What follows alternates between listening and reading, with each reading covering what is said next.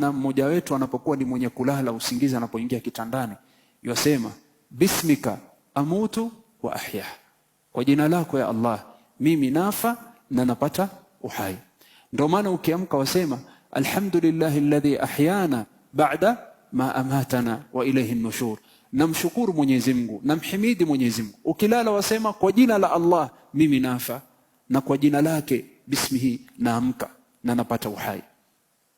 Na ukiamka Allah amekurudishia roho yako kwa mwili wako, wasema alhamdulillah, sifa zake zote ni za Allah, sifa njema. Alladhi, ambaye ahyana, ametupatia uhai, baada ma amatana, baada sisi kutufisha. Kumaanisha ukiwa umelala umekufa. Wa ilayhi nushur, na tutakuja kufufuliwa tusimame mbele ya Allah. Kwa nini ilayhi nushur? Maana nushur ni kufufuliwa. Kama vile ulivolala ukaamka, ni hivyo hivyo ukilala kaburini utaamka uzungumze na Allah, ufanywe hisabu. Na kule kufufuliwa kutoka kaburi hujulikana kama an-nushur. Kaburi litafunguliwa na wewe utatoka.